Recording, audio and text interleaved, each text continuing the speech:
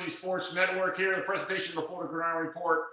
Bobby Latmore joined by Coach Dan LaForce, and it's just the two of us tonight, Dan. Oh, man, we got a big show, though, tonight. Hey, everybody needs vacation time. Everybody, your normal cast of characters will be back in the future. So no question about it. Coach Hayes on assignment. We threw him on assignment. He is going to be, still doing his stuff, what he does with the LPGA.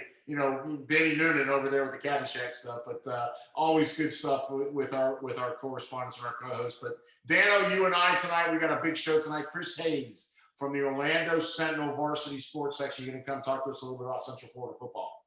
Yeah, and Chris is outstanding. He and J.C. Carnahan are pretty much the tag team champion, but Buddy Collins at the Orlando Sentinel, they cover high school sports in general like nobody else and have done a wonderful job in the Central Florida area. So we got an exclusive with Chris tonight with his insight into some of the key players that he's got his eye on and some of the other news that is really happening here in Central Florida. Right. I mean, we got real deep in depth with Chris, so we'll have that interview coming up for you here in a few minutes, but also a very special presentation tonight with one of the local coaches that just got hired back at his alma mater, Travis Roland, former head coach at FPC, now the new head coach from Mainland. The Buccaneers over there in Daytona Beach is going to be joining us. And I'll tell you what, if you ever want to have some fun with a coach, this was tonight will be one of the times that we have it here in the Florida Gridiron Report. And I'll tell you what, we're going to have so much fun with Coach. He's so excited about being on with us tonight. He's watched our shows in the past. He knows what we're all about. So he's ready, willing, and coming on tonight. Well, we finally found a fan, Bobby, and I think he's definitely one of them. And, Coach Roland is unique as well because, we've been talking the last several weeks about alumni coming back home, and he's one. He's a Buccaneer, and he's a Buccaneer for life. Yeah, no question about it. We talked a lot about what he's going to be doing coming up here pretty soon, and you'll be able to see that coming up here on the Florida Gridiron Report. Man, I'm going to tell you what, Dan, with all Chris and with all Travis, we didn't have too much more left. It's going to be a great night tonight, but man, we're going to kick things off because we've got so much to talk about here on the Florida Gridiron Report. Hey, it's just me and Dan. It's the Bobby and Dan show here tonight on the Varsity Sports Network. So let's get it done. Don't go anywhere. We've got more of the Florida Gridiron Report coming up after this right here on the Varsity Sports Network. The Florida Gridiron Report is brought to you by Security Financial Management, Gators Dockside Grill, the A-Team with Charles Ruttenberg Realty, and Sports Thread. The best part of my job is helping people realize not only their dreams, but also their potential. My name is Dan LaForest, and I am a wealth advisor with Security Financial Management. No matter how good you may be at a skill, it's always important to have a coach to help you refine those skills and game plan for the next challenge. Helping clients realize the process will give them the confidence of knowing that we have taken the appropriate steps to protect themselves and their families.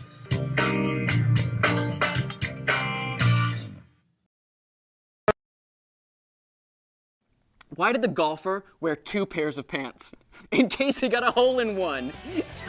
Now that's what I call a rib tickler. And here's something else you'll get a kick out of. Come into Gators Dockside during Rib Fest and enjoy delicious fall-off-the-bone ribs, char-grilled to order in one of 5 amazing flavors. For wings, seafood, sports, and ribs, you know where to go. It's Rib Fest at Gators Dockside. Meet me at the dock.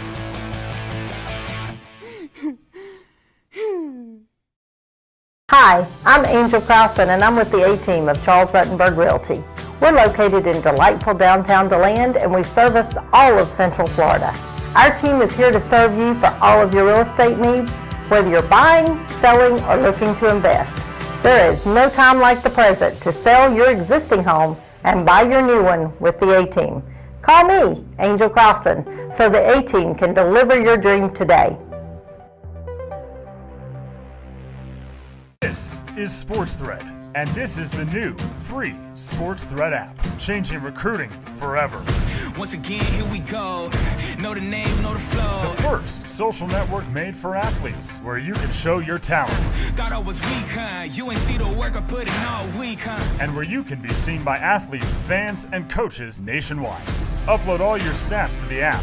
Get exposure to college coaches. Get clout. And get certified with a check mark that will change your life. Join the squad. Download the Sports Thread app today.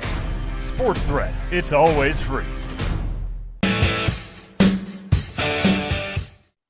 back, everybody, here in the Florida Gridiron Report here on the Varsity Sports Network. Bobby Latmore, Dan LaForest, and we are so honored to be joined by Chris Hayes of the Orlando Sentinel Varsity Sports section there for high school sports here across Central Florida. And Chris, thank you so much for joining us tonight. I know you've got a lot going on right now, especially with spring football coming back after a year. I want to start off with a question with you right now.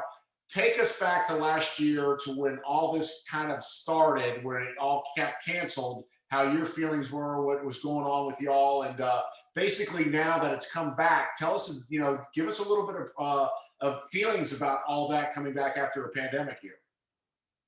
Well, obviously last year they knocked out spring completely, so there wasn't any recruiting. And a lot of those kids who usually hope to be seen in the spring, they weren't seen. And so they really, especially your tweener kids, your borderline kids who were going to get some FBS offers, maybe didn't get seen and they didn't know about them. So it was a really difficult year for the 2021 class to get recruited, and unless you were one of those top guys. And then we go into this year, and yes, they have spring, but still the college coaches can't come to spring practice or spring games, and it's kind of a similar thing. So some of the kids are going to be behind the 8 ball again. Well, at least one of the things is last season, even from a recruiting standpoint, a lot of the coaches were limited, or schools were limited to the number of scholarships they could give because of the fact they gave an additional year of eligibility to the current college roster. So hopefully that's something that's going to play itself out going in for the class of 2022, is more positions or more spots will be open for them, Chris. Right. The problem with that, however, is that the colleges still have to get down after this year. They got to get down to their 85 scholarship limit. And that's going to affect a lot of guys who maybe get their scholarships pulled. I'm not sure, I can't speak for the coaches themselves and how they're going to pull it off, but it's really a tricky situation, especially with schools that went ahead and signed their usual 25 last February. And with the seniors that were granted an extra year eligibility, that's difficult for a coach to put into perspective as far as how many kids do you keep on scholarship and how many don't you. So what's going on right now that you're hearing about, especially with our local colleges, about how these college coaches are handling that? Well, for the most part, these guys, the college coaches, have been kind of scrambling from the point in time where players could declare for the NFL draft or decide if they're going to transfer. So for the last 2 or 3 months, they didn't even know who they had coming back themselves. So it's kind of been a gray area for them. They're not allowed also to get out and recruit. So if they do lose somebody, they're going to probably go to the transfer portal. And some coaches have told me, if you're in need of a position player, what would you rather have, a high school player who you don't know necessarily about, or a transfer player who's already played 2 years? So right, high school players again get kind of screwed there.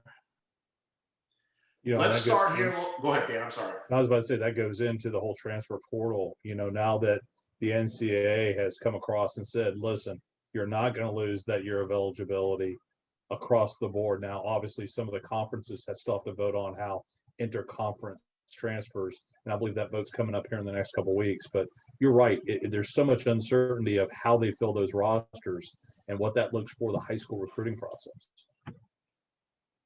Yeah, so most of the high school kids right now are really gearing themselves up for the summer camps, and the colleges are also making sure that they're advertising their camps and inviting kids to their camps and making sure to get them on campus to look at them.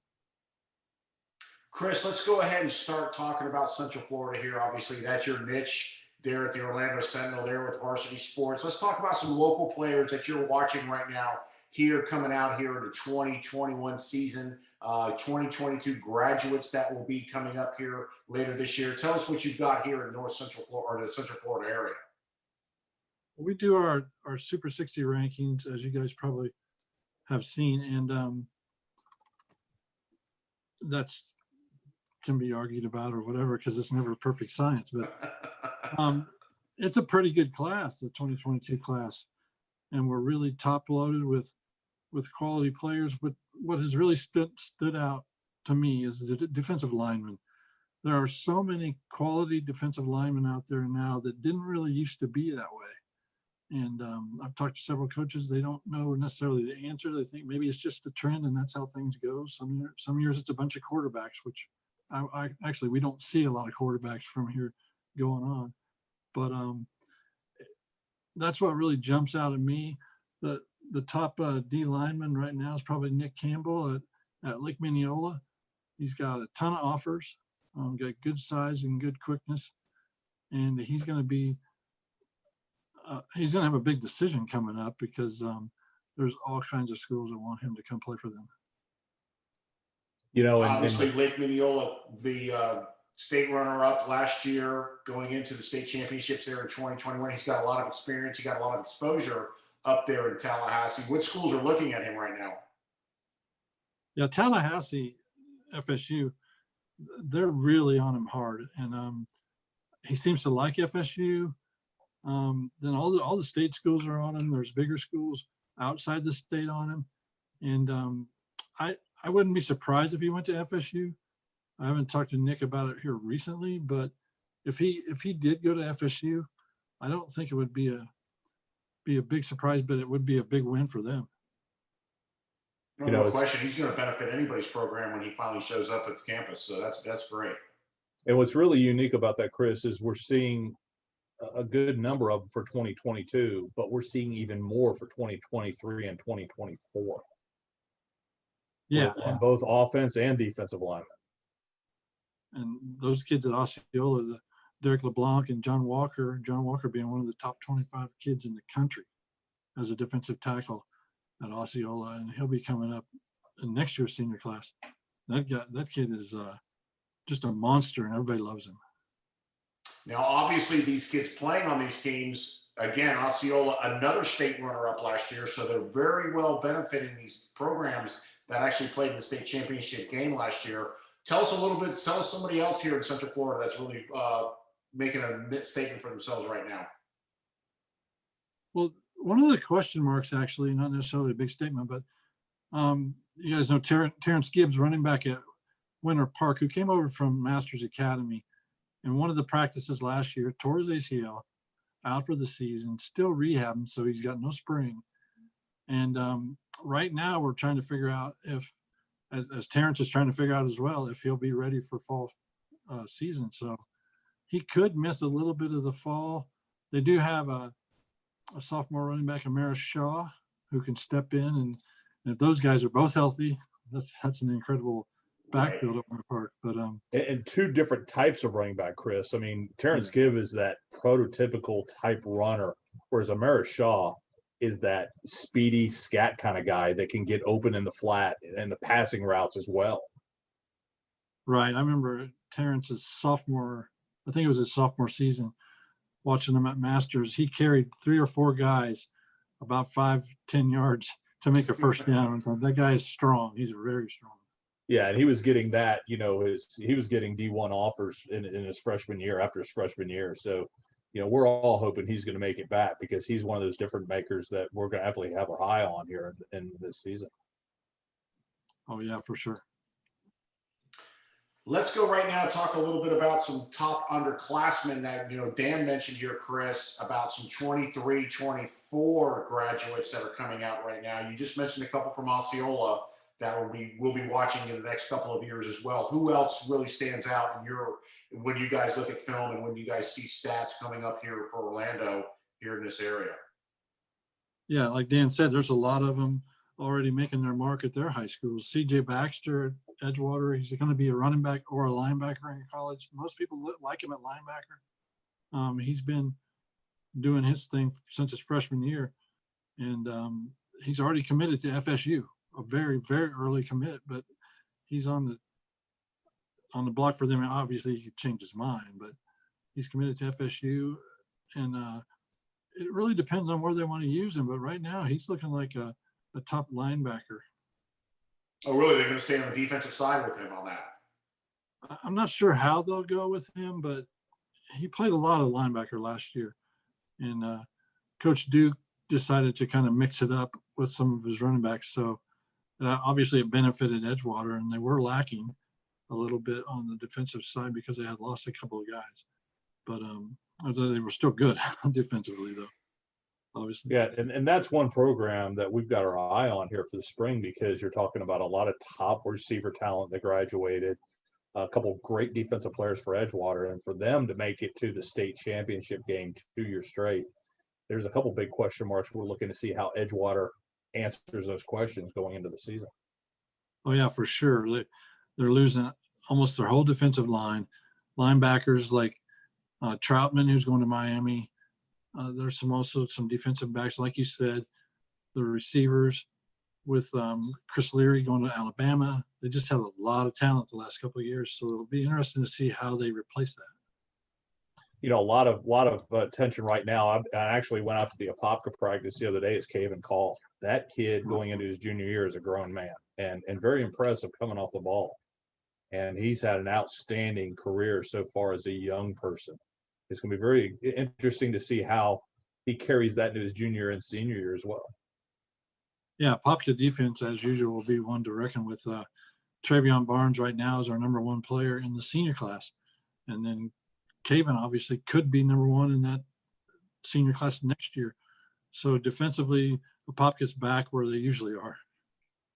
Funny how Forrest goes to an Apopka practice, though, right? I mean, that's where he graduated from, so he's going to go to, of course, to go to Apopka practice. Hey, I got to check on my Blue Darters to see how they're looking. The interesting thing about Apopka too is that the quarterback who was at Seminole last year, Timmy McClain, who's at USF now, his brother was at Seminole, but he's transferred to Apopka, so he's going to be running that offense at Apopka this year. Andrew McClain. And it's going to be interesting to see how well he does with that. Yeah, from what we understand and from what I've heard from Dan lately, the Apopka's now kind of gone away from that wing T kind of standard running offense to now, with Andrew being there, a more of a widespread offense. Have you heard any more about that? I haven't necessarily heard that they might spread it out, but I think Andrew could fit into the same role that some of the kids that we've seen in the past with Apopka. And I think his passing game is certainly something he'll have to prove, and he's probably doing so in practice right now. I haven't been to Apopka practice, but either way, if they have to resort to what they've always done, I think Andrew McClain would be just the guy. I agree, and that was really a lot of his activity at Seminole last year was in their Wildcat formation, so very similar to the single wing, and I agree. I don't know if they abandon the single wing altogether. It's just going to be very interesting to finally have a guy that is in that quarterback slot that can put the ball down the field. I mean, you know, Lohman did a wonderful job, but he still wasn't a quarterback. He wasn't a guy that you could throw 15, 20 times a game if you needed to. Yeah, Jaquan, obviously an athlete, goes to App State as a receiver. The Birch kid before him went to Oregon. Now, that didn't pan out, but he went to Oregon as a receiver, and these guys were quarterbacks. They just need athletes to run quarterback at Apopka.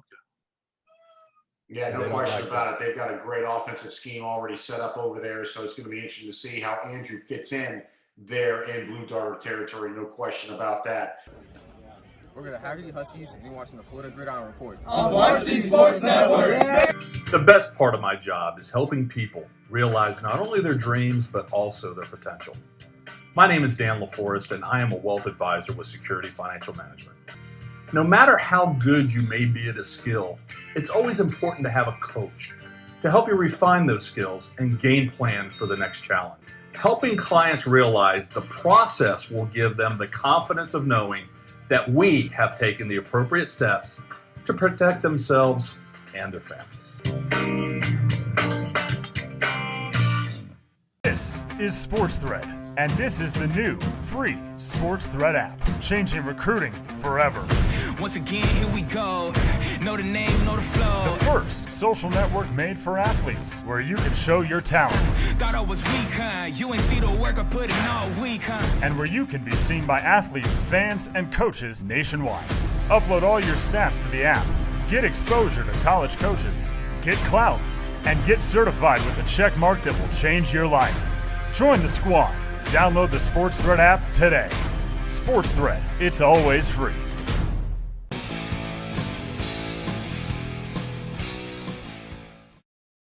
Chris, let's go back a little bit here now. Let's talk about some new coaching changes. That's been a big story here in the Orlando area. Some big names coming in to coach. Tell us what you've got so far here from the Orlando Sentinel on that.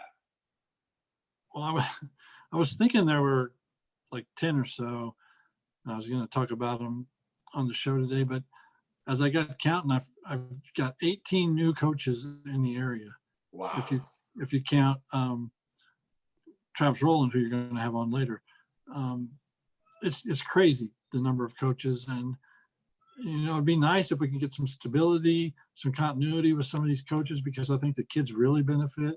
It'll keep the transfers down, but I mean, right now some of these programs are having troubles establishing themselves. And then we've got 2 new high schools, Lake Buena Vista and Horizon. Dennis Thomas is at Horizon, and he was at Lyman, so he's got a little bit of experience there. The most experienced guy is Kennard Lang, a former Miami player and an NFL player at Evans High. So he's coming back. He coached at Jones before. He coached at Wekiva before, then went to FIU. So now he's back at Evans, where he graduated high school, actually. Yeah, then you've got Joe Renzi that comes into Lake Buena Vista. You've got Jermel Jones, who used to be at Masters Academy, comes into Lyman. You've got Greg Ordierno, who has coached under Andy Johnson at Freedom and at Boone, now the new head coach at Oviedo, who is desperately looking for some stability in that program. So you're right, there's a number. And then all of a sudden now we have Osceola come open, which probably is one of the most surprising moves that we've seen in the last couple of weeks. Yeah, that was a surprising move. Doug decided to do so just because of personal reasons. And it was kind of a shock, but yet I'm not sure what they're going to do, whether they hire from within. They are opening up the job to a broad search. So we'll see what happens. But yeah, Doug he was an established guy, obviously 3 state championship games he made it to. They never won one, but like he told me, that doesn't define you as a coach. And at least he made it there. Absolutely. Absolutely. Chris, I'm going to ask you a question that's been asked a lot here on the Gridiron Report in the past episodes. How important, you mentioned Kennard Lang going back to his old alma mater to coach there. You talk about stability in some of these high schools based on not having it. How important is it for a former athlete like that graduated there to come back and coach at their alma mater that's had the experience like that? Do you think that's going to make a difference as far as stability there at the high school level? I certainly hope so. And I think it gives a guy like Kennard more of like motivation to get that program off and running off the ground that they've struggled since Gierke left. And he really seems motivated. He's a good guy, and the players like him. I've talked to some of the players that are really happy, and some of those guys were talking about transferring before Lang was hired, and now they feel better. They're going to stay, and Kennard can really put a footprint on that program, and if he stays, then that could be a job for a long time that actually becomes coveted, because there are athletes galore in that Evans School District, as we saw some of them end up transferring to Edgewater, and they were in the state championship game. It's funny because Evans really hasn't had a winning season since, believe it or not, Chip Gierke left, not to mention going back to the Bill Gierke days, right? When I played at Apopka. But, Evans is that foundation type school. And that was one of the things that I've been talking about in the past is I want to see some more of the traditional powerhouses get back to where they used to be. And I think Kennard Lang has got a heck of an opportunity to get Evans back on that platform. And it's going to be very interesting to see how the spring goes for him and then how he carries them through the summer as well. Yeah, and keeping those Evans kids home is the key. Like, you can't have like Tommy Hill and Eric Doctor transferring out of your district, because that really obviously throws a wrench into what you're trying to do. But if he can keep those guys, and just like after Gierke had left Evans, Chip Gierke, we had 5 guys, I think, in our top 20 who were Evans players, but did not play for Evans. Woody Barrett, Daquan Newkirk. There were a lot of them. 5 guys in one class who went on to be, top caliber talent. it's unimaginable what they would have done under Chip at Evans High. No question about it. Chris, I'm going to throw you. Dan, you got any more questions or anything for Chris? Yeah, actually, one of the things that I wanted to talk with Chris about is how is the name, image, and likeness thing that's happening in college now? How is that affecting recruiting at the high school level? The college coaches are going to have to be careful with that because they can't use it as a recruiting tool, but it's going to be done. So how they do it and how they stay within the guidelines of the rules is going to be interesting. That's another NCAA violation that we can see happening in the future. But I'm not really sure if name, image, and likeness is that big a deal to the whole recruiting picture.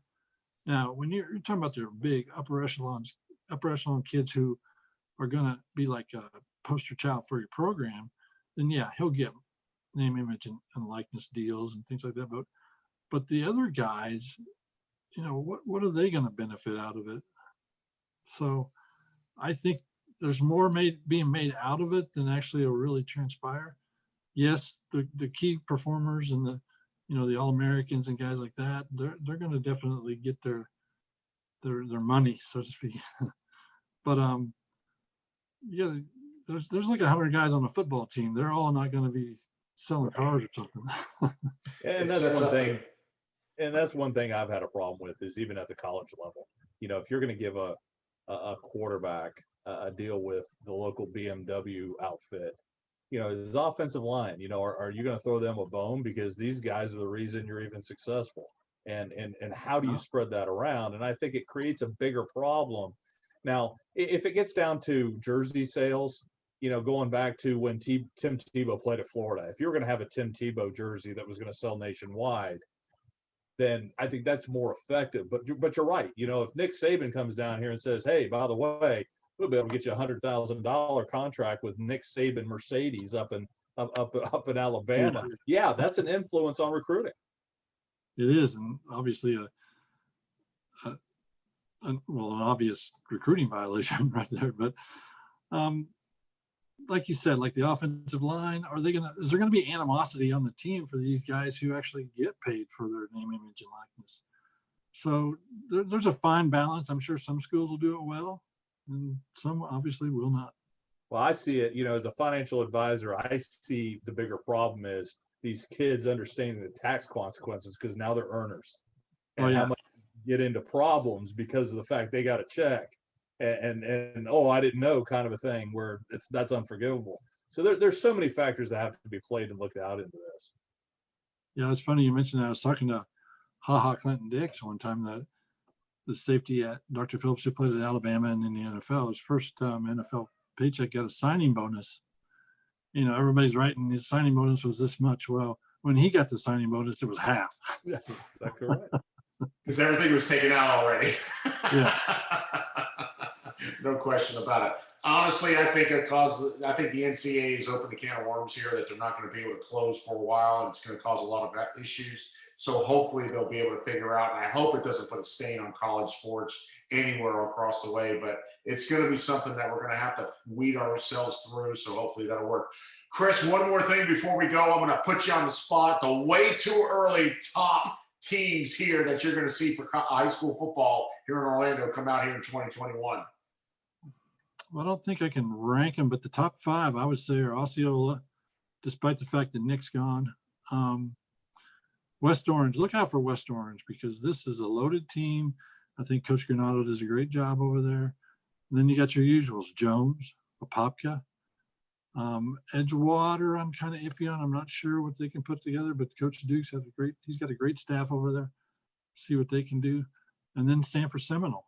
And never count those guys out.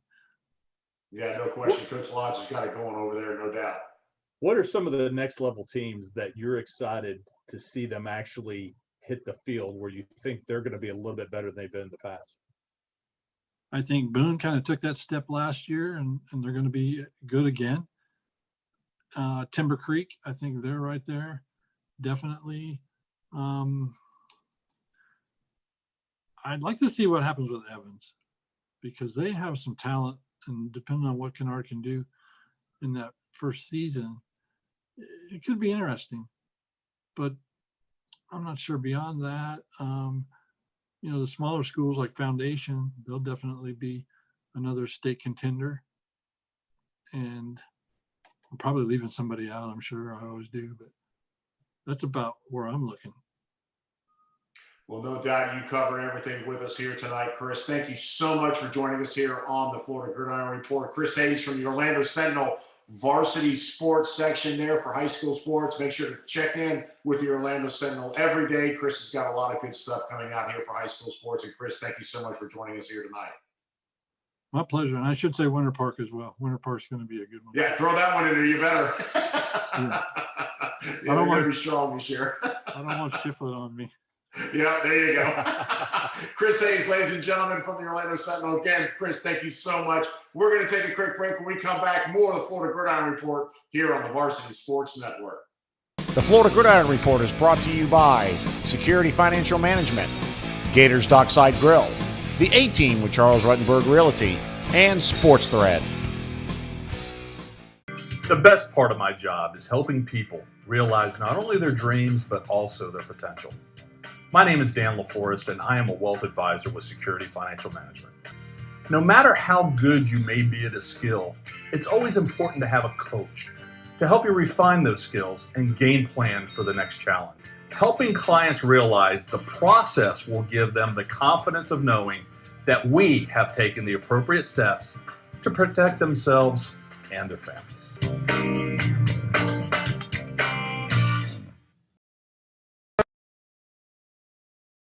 Why did the golfer wear 2 pairs of pants? In case he got a hole in one. Now that's what I call a rib tickler. And here's something else you'll get a kick out of. Come into Gators Dockside during Rib Fest and enjoy delicious fall-off-the-bone ribs, char grilled to order in one of 5 amazing flavors. For wings, seafood, sports, and ribs, you know where to go. It's Rib Fest at Gators Dockside. Meet me at the dock.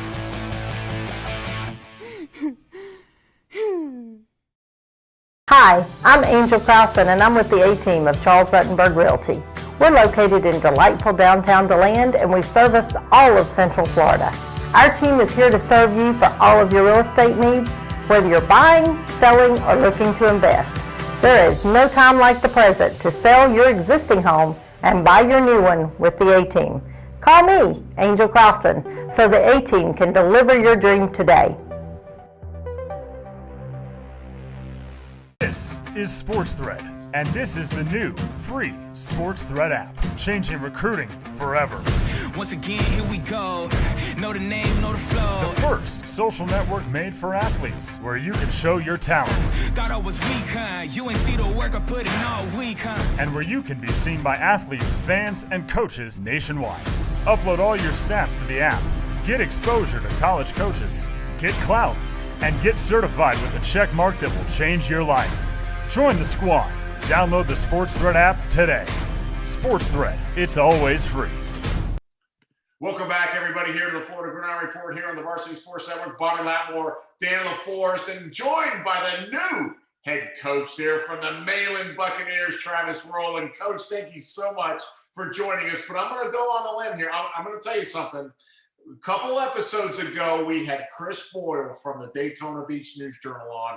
He called he called you being the new head coach at Mainland. So next time you see Chris, you walk up and give him a fist pump because he called this. He said, here's a great hire for somebody coming home, Travis Roland coming back to Mainland and coaching in his alma mater. Tell us a little bit about how this feels for you right now here in 2021. It's quite surreal, a bittersweet on one end because I respect everything that Flagler Palm Coast High School has ever done for me. Like I've been telling people this whole way through, if not for Flagler Palm Coast High School, Mainland High School wouldn't have faith that one of its own sons could come back and do a good job and uphold the tradition that's there. So forever grateful to, Mr. Sims, who was my first principal, and Coach D'Agostino for giving me an opportunity in that community for embracing me.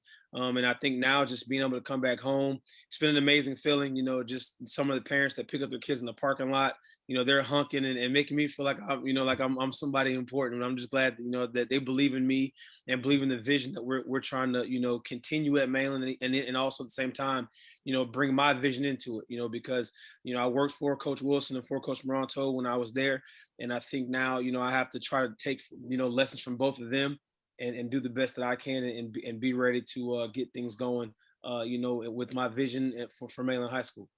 Coach, one of the topics that we've had here on the Gridiron Report here the last several weeks is the ability to have an alumni come back and sit on that throne, right? What does it mean to you, for you, to be back in Daytona Beach as the guy at Daytona Beach Mainland? Well, I think that it's an honor. Number one, as I told the kids, it's not your right to put on that gold dome. It's a privilege, and I think that for me, I understand, because I was in the position as a player, when the playoff streak was in the middle of itself, having cousins and my brother played there. I think that just knowing the seat that I'm in, I think that it means a lot to me. So, losses I may take a little more personal, as people have told me, I've gotten a lot grayer over the last 4 years since I've become a head coach.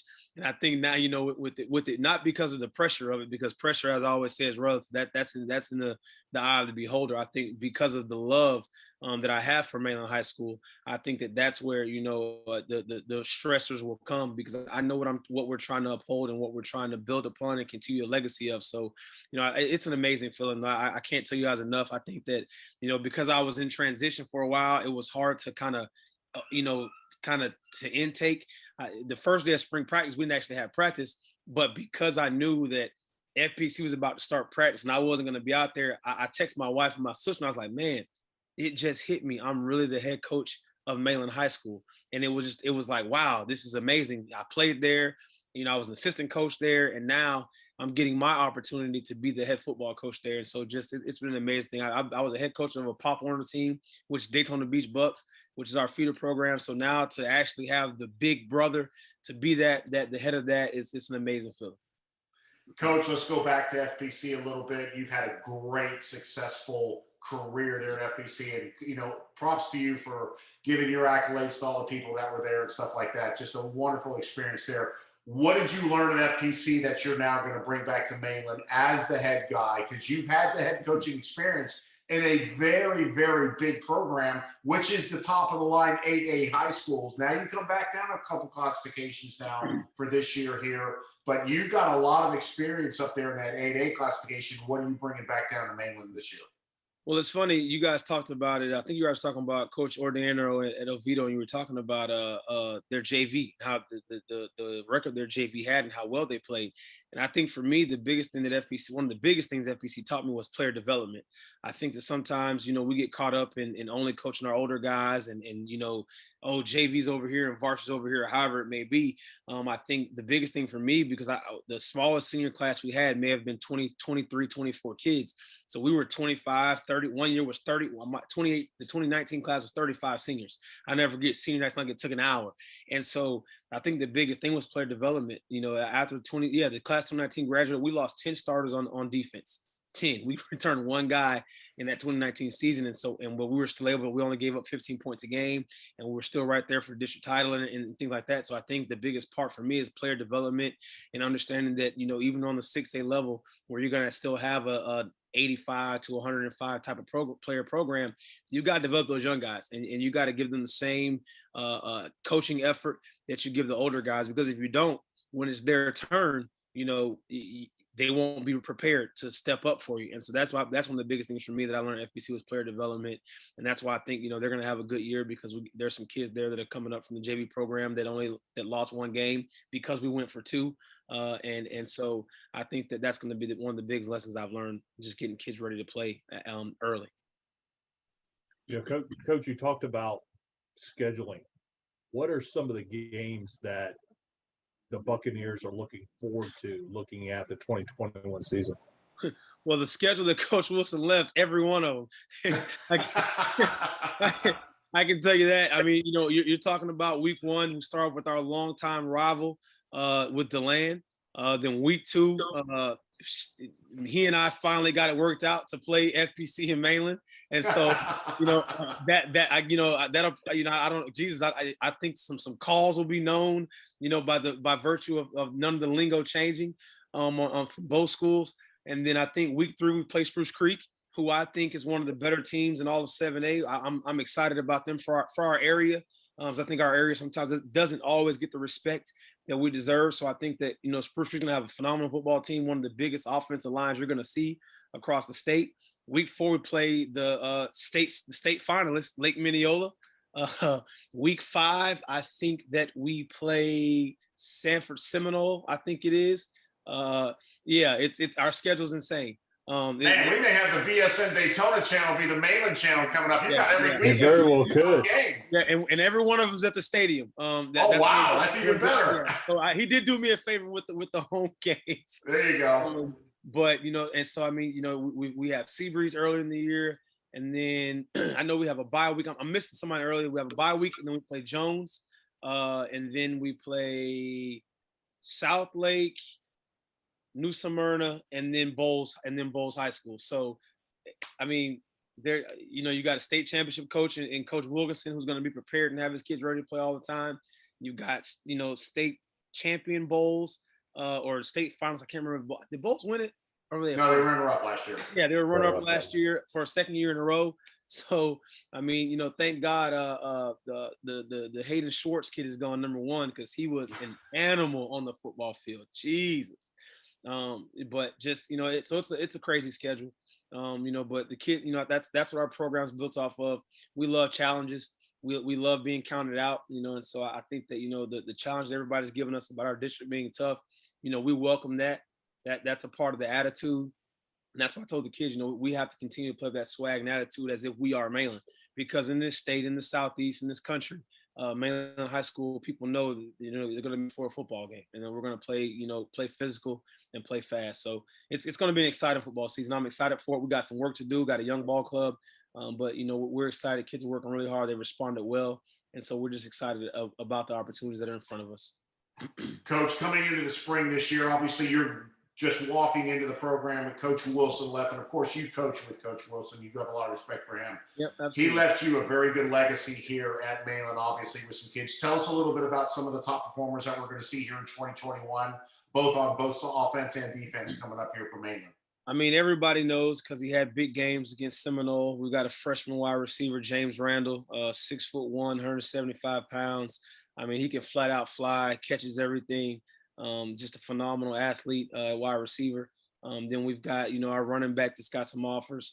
Isaiah Gordon, 6'2", 210 pounds, just placed, I think he finished 9th or 10th in the shot put at the state championships. We have Isaiah Morrison, who's blowing up on the recruiting circuit, defensive lineman, 6'2", 265 pounds, also plays running back. Super thick athletic kid. Yeah, he's a load, man. He's 370 max bench press kid, 500 plus in the squat. Just a super impressive kid. And the best part about Morrison and Isaiah Gordon, they both are 3.8 and higher GPA kids. We've got a 6'3" receiver, Nick Antoine, 4.4 GPA. We've got a cornerback, Caleb Booby Evans. Caleb is almost called a Booby Miles, shockingly enough. Caleb Evans, 5'9", 4.3 40 kid. He ran a 4.3 electronic 40 that had Twitter going crazy a little bit. And so we got some explosive kids. I can tell you, and let me not forget our do everything quarterback, free safety, Jonathan Campbell. He's one of your throwback type of kids, plays both sides of the ball. Baseball player, was our ace on our baseball team this year. Also a basketball player, just a phenomenal kid, another 3.4 GPA kid. And then we've got an offensive lineman, Jake Fesden, 6'4", 270. He's one of the 2 returners, along with Javier Ortiz. And then I'm going to tell you guys right now, there's a young man named Ajay Harrell that is a sophomore, 6'1", 180. And when I tell you guys he is explosive at wide receiver, he is explosive. So I love our wide receiver core. I think they're going to be amazing.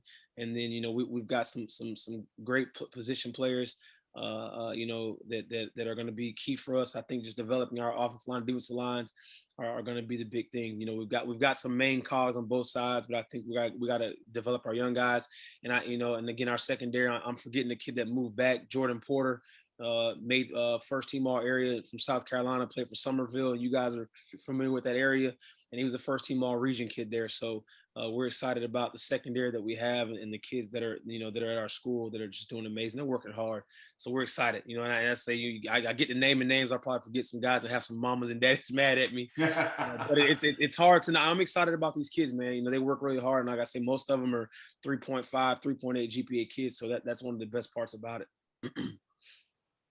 The best part of my job is helping people realize not only their dreams, but also their potential. My name is Dan LaForest, and I am a wealth advisor with Security Financial Management. No matter how good you may be at a skill, it's always important to have a coach to help you refine those skills and game plan for the next challenge. Helping clients realize the process will give them the confidence of knowing that we have taken the appropriate steps to protect themselves and their families.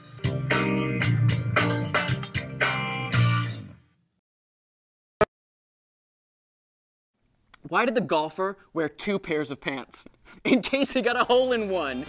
Now that's what I call a rib tickler. And here's something else you'll get a kick out of. Come into Gators Dockside during Rib Fest and enjoy delicious fall-off-the-bone ribs, char-grilled to order in one of 5 amazing flavors. For wings, seafood, sports, and ribs, you know where to go. It's Rib Fest at Gators Dockside. Meet me at the dock.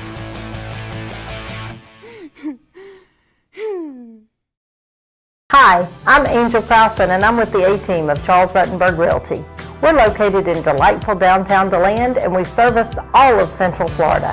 Our team is here to serve you for all of your real estate needs, whether you're buying, selling, or looking to invest. There is no time like the present to sell your existing home and buy your new one with the A-Team. Call me, Angel Crowson, so the A-Team can deliver your dream today. This is Sports Thread, and this is the new free Sports Thread app, changing recruiting forever. Once again, here we go. Know the name, know the flow. The first social network made for athletes, where you can show your talent. Thought I was weak, huh? You ain't see the work I put in all week, huh? And where you can be seen by athletes, fans, and coaches nationwide. Upload all your stats to the app. Get exposure to college coaches. Get clout. And get certified with a check mark that will change your life. Join the squad. Download the Sports Thread app today. Sports Thread, it's always free. Let's go have a little fun. Let's talk about the district that you're in this next year. I know we talked a little bit about your schedule right now. Elephant in the room. Man, did you get thrown in the fire coming in this year, didn't you? Oh, absolutely. So what's funny is when I saw the district, when they came out, I'm obviously at FBC, and I was like, oh my gosh. I was like, that is a district right there. I was like, okay, because I'm one of those in district, I've been in Region 188, and I'm like, there's nothing tougher than that outside of back in 2015 and 16, when we were stuck in a region with Central, Carroll City, and Northwestern. Right. This Region 188, I don't care. Everybody says that's the toughest region in the state. And team for team, I'll put them up with anybody. And then this district came out, and I was like, man, thank God that's not me. Well, here we are now, right? But full respect. Coach Elijah Williams is an amazing head football coach. I think it's Brinson. He's an amazing, head football coach. I have not met the new guy at Southlake. I haven't had that pleasure to meet him, but I'm sure if he's been given a head job in the state of Florida in Lake County, he must be a pretty good football coach. And then obviously Coach Wilkinson, Mr. 3 Rings himself, has done a phenomenal job, coaching football. So, we're excited. Like I said, we're excited about it. The Mainland kid, though, the makeup of a Mainland kid, they love that challenge because they know Right. that people from the outside in are already counting them out and saying, oh, you guys don't have that cake district that you've had all those years. Let's see how you do now. And so I think that, our kids hear that noise and that fuels them. So those times when we're conditioning in the summer or we're in the weight room lifting, they know that, okay, everybody's expecting us to lose to Jones, to lose to Lake Minneola, because they were, they were state finalists, one last year, one 2 years ago. And so it's going to be some barn burn. It's going to be some great football games. Not to mention your non-district games, and you brought up. I mean, you're gonna bring in the state champions of Sanford Seminole coming to Daytona Beach. Yep. I mean, that's those guys look loaded coming back. Yep. It's I can tell you this. I said my prayers to God, and I'm so thankful that I don't have to game plan for Timmy McLean ever again. You've had him a couple years. It almost felt like he was always there. I mean, he never left. We played him 3 straight years at a Flagler Palm Coast, and to see, his development over the course of those 3 years was phenomenal. I think that they bring back, some really good pieces on defense. They bring, they bring back, I think 3 or 4 offensive linemen. They get the kids from Oviedo to come over and play quarterback, and they got two solid returning running backs. Yeah. So you got to go for Wack 2 is one of them. I forget the other one's name. So yeah, they're going to be a solid football team. And that's why I said the best part about it, sometimes, and you guys know how things have changed from when you guys played and coached, and even from when I played. Kids' attention span now, isn't always the greatest, but I think with our schedule, their attention will always be commanded. So I'm happy about that, because I don't have to say, hey, get up for this week or don't lose focus. I think now with how our schedule is, I think that the kids are going to always be locked in and loaded and ready to go, because they know that every time they step on the football field, they can be beat. And so it's going to be fun. Like I said, and I'm thankful for the non-district games, because again, if you happen to lose a couple and you don't win your district, at least you win enough of them, you'll be a high seed in the playoffs. Build up the points, absolutely. So that that's I think we're in a great position. It's going to be some great football games. I think that even if you were to beat Jones and Lake Minneola and South Lake and New Smyrna, I think you're going to face 1 or 2 of them again in the playoffs, no matter what. Absolutely. Right. So they'll win that first round as well. No question about it. You'll come back around and probably see them again. Yep. Coach, I'm going to ask you this one question. As a former player there at Mainland, you coached there at Mainland, assistant coach, went away and got your head coaching experience. How important of it is that to bring back traditions that you played with there at your alma mater when you're coaching here this year? I think tradition is awesome. It has to be brought back. It has to remain. I told the kids this in the parents in the parent meeting. I said, there's things I'm going to take from Coach Moranto that we've done. There's things from Coach Wilson I'm going to take, and I'm going to mesh them and make them my own. But when it comes to our buck jacks before a game, we're going to continue to do those. When it comes to our war cry, which is our deep down in the valley chant that we do pregame, you're going to hear that. I would be a terrible person to take those things away, because that's the Mainland tradition. Those are things that were started back in the 90s. When this playoff run was started, and those traditions that I hope my nephew who's in first grade, I have a nephew in 7th grade right now, a nephew in 1st grade, I hope those same chants are still there. It's like Hoka Hey, like that started with Coach Darlington, and it's still there. I mean, that's not going to change. I think that Rock Boys from Miami Central, that's going to be there even when Coach Roland Smith and his legendary self moves on one day. Those things are going to still be there. I'm not sure if Niceville's team still walks down those steps in that gorgeous stadium. Oh, they do. They do. So those traditions those are things that we will always have at Mainland. We will always break down buck pride. So those traditions will always remain. I think my biggest thing is making sure the kids understand why we're doing them. In today's society of kids wanting to kind of taunt the other team, I have to make sure they understand that war cry is not for us to stare the other team down. That war cry, when we do that deep down in the valley, I heard a great voice.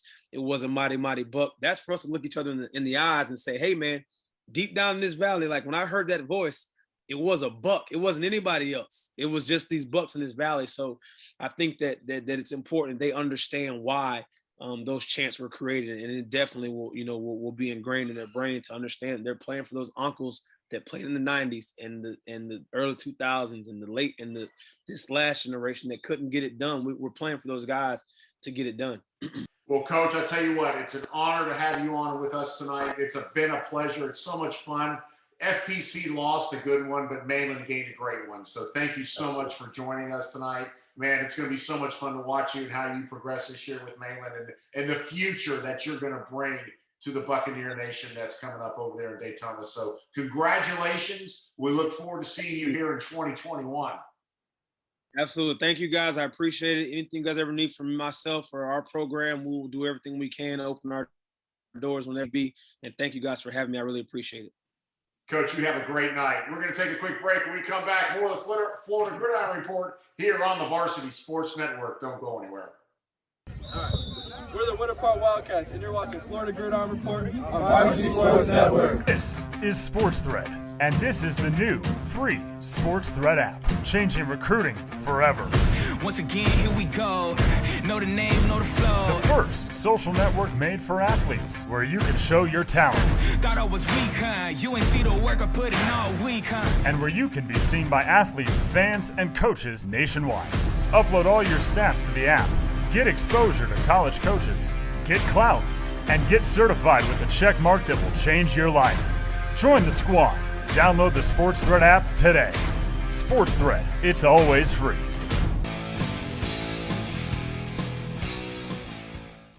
Welcome back, everybody, here to the Varsity Sports Network. Bobby Lattimore joined by Dan LaForest. And you could not – the other two missed out tonight, Dan, because great interviews. Chris Hayes from the Orlando Sentinel Varsity Sports section there. If we're talking about prep sports, especially high school football here in Orlando. And then the new head coach for the Mainland Buccaneers, Travis Roland. What an inspiration this guy is going to bring back at his alma mater. Mainland is going to be something to reckon with. They have been. They've got the streak going on with the most playoff appearances here in the state of Florida over the past since 1990 already. He's going to be able. I think he's going to be able to keep that going here with the Buccaneer Nation. And I'll tell you what a great time we had with him. No, and Chris Hayes is so loved and respected here in the Central Florida. You know you've made it when the kids start tagging you in their tweets, right? And it's Bluestein, it's Dwight Thomas, and it's also Chris Hayes. And he's made such a wonderful difference in the care that he writes his articles on a lot of local student athletes here in Central Florida. Coach Roland, I mean, how much fun did we have with that? Was that not fun? How about the energy he's got? How about the excitement he has for being back home? And, you know, we talked about at the beginning of the show, you got to see it during that interview. This guy is ready to be the leader of the Mainland Buccaneers and bringing that Buccaneer pride to the highest level of what it used to be doing. And outstanding coaching in the past, outstanding players. And Coach Roland really looks forward to continuing that tradition. We're going to have Mainland as one of our spring games, May 28th, here on the Varsity Sports Network. Our VSN Daytona channel will cover the Mainland University game here in the spring. So it's going to be fun because Coach Kells over there, Brian Kells, head coach at University, moving down to 7A this year, has a new program set up for them as far as a new classification to where they feel they'll do well in that. And then Coach, Roland at Mainland moving in their district. That's just absolute, just a gauntlet of teams coming up here in 2021, where he's going to be playing teams from Orlando and teams from Lake County, Dan, that are going to be a I mean, as I mentioned during the interview, this could be the Mainland channel, coming up, because every week is going to be one of the top games. They're going to be playing somebody relevant. And that's something that you guys need to keep an eye out for, because we, as Varsity Sports Network, are going to start releasing our spring games. And we'll be announcing that on the @VSN Orlando on Twitter and @VSN Daytona. So make sure you're following us and keeping up with what's going on. No question about it. Make sure you check in with Sports Thread as well. That's our new social media platform that we'll be working with coming up here in 2021. We're very excited for that partnership as well. But Dan, man, what a great show tonight. It's just us two, so I'm tired, man. We're all ready to go. That's too much work for us, Bob. We got to bring. I know. I mean, we got to get somebody else on here to kind of take the brunt of some of this from us, don't we? I'm looking forward to each and every episode. It just seems like we keep getting the better and better guests, and everybody has been wonderful contributing to this show, and it's made it the success that it's been. No question about it. So Dan, thank you so much for joining us tonight and kicking it off with me. The dynamic duo, the A-Team, did it again tonight. So appreciate all your help with everything. But we're going to call it a night. For Dan, I'm Bobby Lattimore. We're going to call it a night here. Make sure you turn in next week here for more Florida Gridiron Report here on the Varsity Sports Network.